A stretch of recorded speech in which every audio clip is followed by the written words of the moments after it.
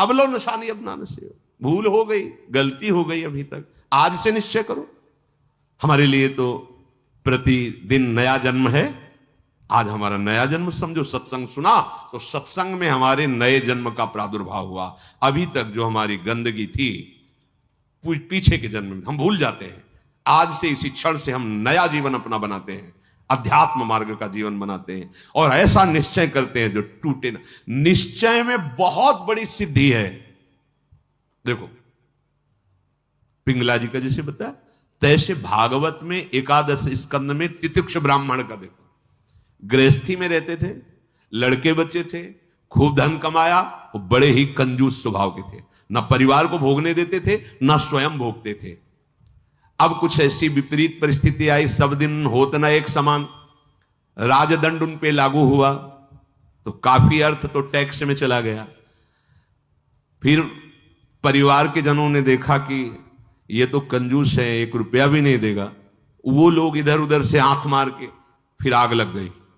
अब परिवार वालों ने उसका त्याग कर दिया, केवल अकेला, कोई उससे प्यार नहीं करता, अर्थ उसके हाथ से चला गया सब। अब विचार किया कि मेरा पूरा जीवन निकल गया, उत्तम वर्ण में जन्म हुआ था, वृद्धावस्था आ गई, अब क्या होगा, क्या होगा। जिनको मैंने पाला पोषा, जो बड़ी मेहनत से धन कमाए, तो सब नष्ट हो गया, परिवार वाले कोई देखते ही नहीं। जानते हो उसका निश्चय, देवता इस बात के साक्षी हैं कि आज से मैं अपने जीवन को श्री भगवान के चरणों में समर्पित करता हूं, सब कुछ सहूंगा और निरंतर भगवान का भजन करूंगा। वो इतना बड़ा महापुरुष उसी निश्चय से हो गया कि भगवान उद्धव जी को उसकी कथा सुना रहे हैं। कोई साधना नहीं हुई थी, परिस्थिति ने ऐसा निश्चय करवा दिया। तो जरूरी है वो परिस्थिति आवे तब तुम निश्चय करो। क्या सत्संग में तुम निश्चय नहीं कर सकते तो परिस्थिति का इंतजार करोगे कि ऐसी विपत्ति आवे, ऐसी ठोकर लगे, ऐसी दुर्दशा हो तब तुम निश्चय करो? अरे उसके पहले ही निश्चय कर लो तो दुर्दशा काहे को होगी। ऐसा नहीं कि उसका जीवन मंगलमय हो गया। अब उसके कर्मों का क्षय करने के लिए जब वो संन्यास भाव लेकर विचरण करता, भिक्षा मांगता, तो लोग थूकते, स्पष्ट लिखा हुआ मूत देते, बांध देते, पीटते, उसकी भिक्षा छीन लेते, पर वो अंदर अंदर विचार करता नहीं, किसी का दोष नहीं है इसमें किसी का दोष नहीं। तो ये कर्म का है, ये कर्म का प्रभाव तो शरीर पर पड़ेगा। ये मुझे दुख क्यों हो रहा है, बहुत बहुत सुंदर मतलब चिंतन उनका बना। तो क्या देवता है, इस दुख का कारण देवता है? नहीं, देवता भी तो केवल हमारे शरीर को ही पीड़ा दे सकते हैं, मेरे को क्यों हो रहा है? काल नहीं, वो तो आत्मस्वरूप है, उसका भी प्रभाव इसी शरीर पर होगा। मेरा स्वरूप तो कालातीत है, तो फिर क्या है? भ्रम। हाँ ये भ्रम है, मैं तो निर्विकार चिदानंद अल्यो अपने स्वरूप में स्थित हो गया, ब्रह्मबोध संपन्न महापुरुष हो गया हो। और तितिक्ष ब्राह्मण नाम से वर्णन किया है भगवान ने। इसलिए निश्चय में बड़ी सामर्थ्य है, हमारा निश्चय बड़ा ढुलमुल है। इसलिए प्रार्थना है, बहुत बड़ा मार्ग मिला है आपको, इसे भगवत मार्ग कहते हैं, अध्यात्म मार्ग कहते हैं। ये अंतिम जन्म वालों को मिलता है, जिनका आखिरी जन्म होता है। अगर चूक करोगे तो व्यर्थ तो नहीं जाएगा, पर और समय लग जाएगा। काहे कुछ समय बर्बाद करो, आज निश्चय करो। गोस्वामी जी कह रहे, देखो निश्चय, गोस्वामी जी बाल्यावस्था से भगवान में रत थे, ऐसा नहीं है कि वो भजन नहीं करते थे, ऐसा नहीं है। जन्म हुआ था तब बोले थे राम, जैसे बच्चा रोता है ना, तो गोस्वामी जी रोए नहीं थे, राम बोले थे, इसलिए राम बोला नाम पड़ा था। राम बोला, प्रकट हुए थे तभी राम। तो ऐसा भी नहीं था कि आसक्ति नहीं थी शरीर में या अन्य, ऐसा भी महापुरुष जन लीला दर्शाते हैं, वो हमारी हिम्मत के लिए। पत्नी में चित्त आसक्त था, एक दिन के लिए भी कभी मायके जाने के लिए अनुमति नहीं दी थी। और उसी पत्नी के मुख से जब ये बात निकली कि जितना तुम्हें इस शरीर में आसक्ति है, पूरी कथा अगर राम जी में होती तो जीवन तुम्हारा धन्य हो जाता। नेत्र को पत्नी रूपी गुरुदेव ने नेत्र खोल दिए। कहीं से भी गुरुदेव सावधान कर सकते हैं, कहीं से भी, बस कदम मुड़ गए।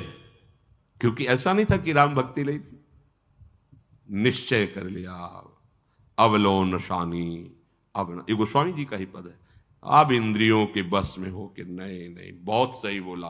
अगर ये स्थिति, ये आसक्ति राम जी में होती तो जीवन धन्य हो जाता। अब पायो नाम चारु चिंतामणि, उर करते न खसई हो, अब लो नशानी। अब समझ गए, समझ गए। अब हृदय से एक क्षण के लिए भी राम नाम नहीं छोड़ूंगा। और जानते हो, महापुरुषों में सर्वशिरोमणि हुए गोस्वामी तुलसीदास।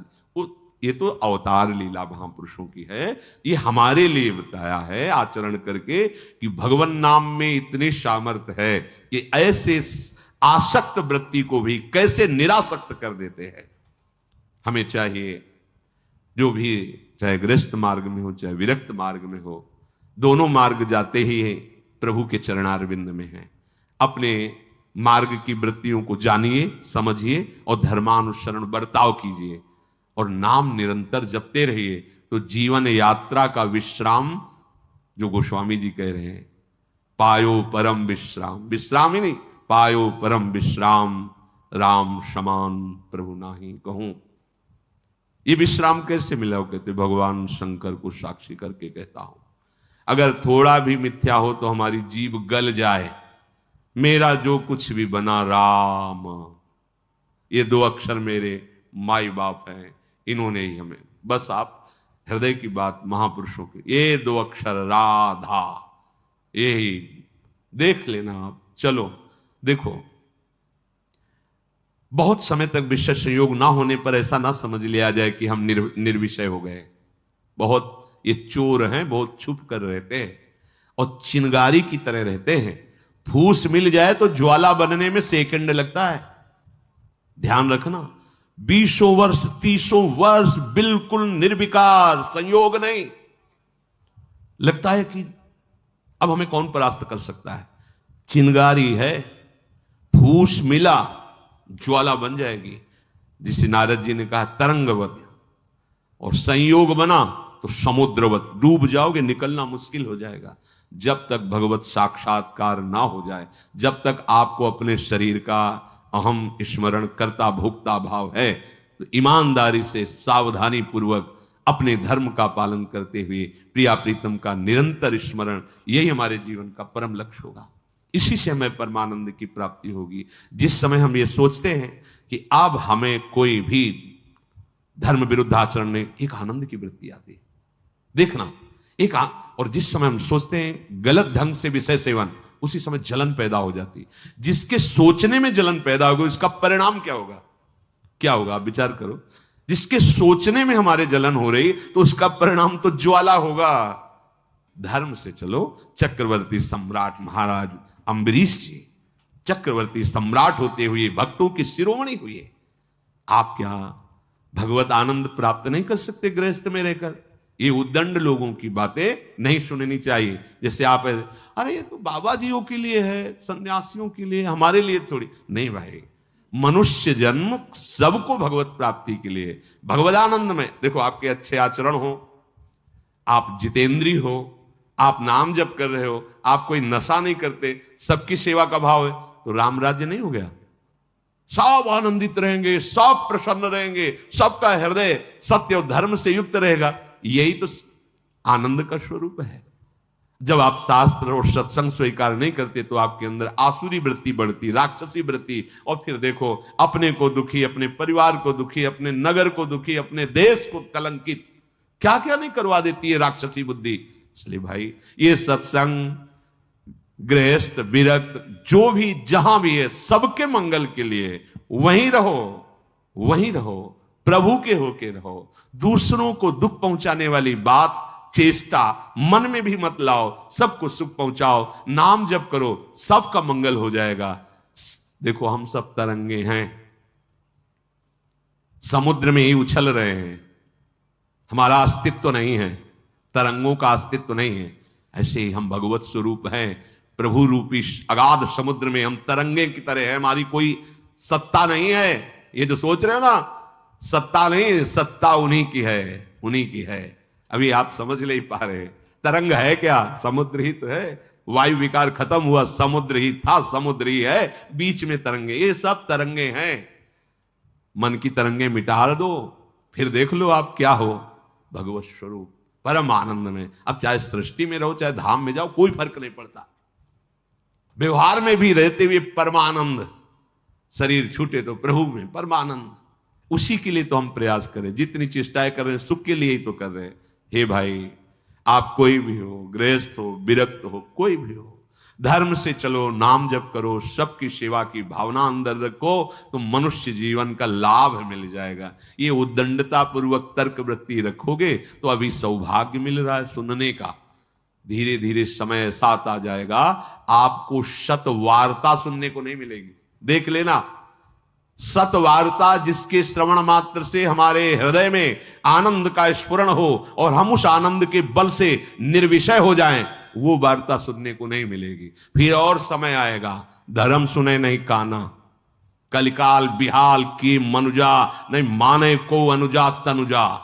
सब होश में अभी समय है, तर्क वितर्क छोड़ो। जैसा शास्त्र सदगुरुदेव संत जन कह रहे वैसी बात मान लो, निहाल हो जाओगे, परमानंद में मगन हो जाओगे। ये हम बुद्धि की बात नहीं कहते कि तर्क वितर्क आप करें, तर्क सत्संग तर्क नष्ट करने के लिए होता है। हृदय में देखो, बहादुरी जबान से कहने की नहीं है, ये हृदय की बात है। ये यहां युद्ध होता है, पता नहीं क्यों बनी हुई है। वेद विद्या पढ़त, कर्म धर्मन करत, जलप तन कलप की अवधियानी, चारुगत छाण संसार भटकत भ्रमत, आस की पास नहीं तोरी जानी। स्पष्ट वर्णन है, इसका मनन हुआ है गुरु कृपा से, तब हम आपको कह रहे हैं, मनों का निरीक्षण करके। आस की पास नहीं तोरी जानी, सकल स्वार्थ करत, क्योंकि आस की पास नहीं तोरी जानी तो सकल स्वार्थ करत, रहत जन्मत मरत, दुख और सुख के होत मानी। अरे छाण जंजार कैसे न निश्चय धरत, एक किन रमत हरिवंश बानी। क्यों निश्चय नहीं करते, उस आस की पास को क्यों नहीं तोड़ देते? वैराग्य मार्ग का पथिक हूं या भगवत मार्ग का पथिक हूं, प्राण त्याग सकता हूं, पर एक कदम अधर्म भूल न दे कुमारक नहीं। ऐ मान, अब नहीं, अब नहीं, शरीर नष्ट कर दूंगा पर धर्म नहीं नष्ट करूंगा। भगवत मार्ग, ये आस की पास बड़े दुलार से रखे हुए हैं। कभी तो, अभी नहीं नहीं, कभी तो, ये क्यों रखे हुए हो? यही तुम्हें भगवदानंद की अनुभूति वर्तमान में नहीं करने दे रही, यही आस की पास। अभी निश्चय करो जिस मार्ग में चले हो, नहीं नहीं नहीं, अभी शुद्ध ज्ञान स्फूर्ति होने लगेगी। ये सब यहां की देखी हुई बातें कह रहे हैं आपको। बच्चापन से इस मार्ग में है तो यहां देखी हुई बातें कर रहे हैं। बहुत वैराग्यमय जीवन, एकांतिक जीवन, फिर भी आशा। पूछो उससे किसकी आशा, क्यों, क्या चाहिए? उत्तर नहीं मिल रहा। चाहिए ये भोग? नहीं, देखना भी नहीं, तो आशा क्यों? पता नहीं। आप देखो, अंदर से देखो, जब यहां की बात कही जाएगी ना तो सबके यहां की बात होगी। ये अलग से नहीं रचा, उसी मशीनरी से बनाया गया जिससे सब निकले हुए हैं, सब मशीनरी। इसीलिए कि ये तो हमारे मन की बात कर रहे हैं, वो तुम्हारे मन की बात नहीं कर रहे, संपूर्ण सृष्टि की बात कर रहे हैं। क्योंकि जिससे मन रचा गया है, जिससे शरीर रचा गया है, वो वही एक ही डिपार्टमेंट है, वहीं से रचा गया है। यही हमें भगवदानंद की प्राप्ति नहीं करानी देती। बहुत धैर्य पूर्वक सुनना है और समझना है। ये हम अपने मन की बात कहते हैं, इसको पढ़ा है, इसको देखा है, इसको समझा है। वैराग्य में जीवन है, इतना भी कहीं गुंजाइश नहीं है। फिर भी आशा है, पूछा जाए इसको भोगों के लिए तो ना है, फिर भी आशा है। ये क्यों है? यही छाणी जंजार क्यों न निश्चय धरत, निश्चय क्यों नहीं कर रहा तू? तेरे निश्चय की कमी के कारण ये आशा की फांसी बनी हुई है। जब तक ये आशा की फांसी बनी रहेगी तब तक तुझे परमार्थ वस्तु का स्फुरण नहीं होगा। पक्की बात है। ये जो शुद्ध ज्ञान है स्फुरित ही नहीं होता, कामना से ढका रहता है। जैसे कोहरे की ताकत नहीं कि सूर्य को ढक ले, पर मेरे नेत्रों के ढकने के कारण लगता है सूर्य ढक गया। ऐसे ज्ञान स्वरूप जो भगवद अंश है, इसमें स्फुरणाएं होती, जैसे सूर्य की किरणें निकलती ना, ऐसे इसमें ज्ञान की तरंगे निकलती रहती, आनंद की तरंगे निकलती रहती। वो आपके अनुभव में आपकी ही तरंग है। अनुभव में इसलिए नहीं आती कि कामना रूपी, आशा रूपी कोहरा फैल गया। पिंगला जी ने कोई साधना नहीं की थी ज्ञान प्राप्ति की। ज्ञानियों के परम गुरु विदेहराज जनक जी के ही नगर में रह रही थी, पर वैश्यावृत्ति करती थी। देखिए, पढ़ के देख लीजिए, बहुत सूक्ष्मता से मनन करती हुई, तो आपको उत्तर मिल जाएगा। अपने शरीर का श्रृंगार करके बैठ गई। संध्या के समय से कोई पुरुष उधर से आता दिखाई देता तो ये पुरुष हमें धन देगा, हमारे शरीर का सेवन करेगा, निकल गया। ये नहीं तो ये करेगा। ऐसे रात्रि अर्धरात्रि हो गई। भगवद अवतार अवधूत शिरोमणि श्री दत्तात्रेय जी भ्रमण करते हुए वहीं सर्वज्ञ महापुरुष थे, उसकी वृत्ति में ही अपनी वृत्ति लगाए हुए थे, तभी तो उन्होंने गुरु बनाया उसको। 24 गुरुओं में पिंगला भी गुरु है, और बड़ा सौभाग्य उसका महाप्रभु हरिवंश चंद्र जी ने श्रीमद चतुरासी जी में भी उसका उदाहरण दिया। यह जो एक मन बहुत ठौर करी, कही कौने सच पायो, जहां तहां विपत्ति जार जुवती लो प्रगट पिंगला गायो। जब अर्धरात्रि हुई तो पिंगला को बहुत कष्ट हुआ। हाय, इस शरीर को बेच करके सुखी होना चाहती है, कितनी अज्ञान वृत्ति। आज से मैं निश्चय करती हूं, जो सेवक जी कह रहे हैं, छाड़ जंजार क्यों न निश्चय धरत, एक किन रमत हरिवंश बानी। ये तुम क्यों आशा की फांसी में लटके हुए हो? कभी तो क्यों ऐसा रखे हुए हो? इसे तोड़ो, नष्ट करो, अभी प्राण निकल जाए पर जीवन में कभी कुमार्ग में कदम नहीं रखेंगे। पिंगला जी ने निश्चय किया, आज के बाद मैं कभी भी किसी पुरुष का संयोग नहीं करूंगी, किसी को नहीं देखूंगी, अपने हृदय में विराजमान सबके हृदय बिहारी भगवान का वर्ण करती हूं और मन वचन कर्म से उनकी आराधना कर। उसी समय इतनी पवित्र हो गई, वो महापुरुष बन गई कि भगवान दत्तात्रेय जी ने 24 गुरुओं में उसको रख लिया, एक गुरु पिंगला जी को बनाया। क्या साधना की थी?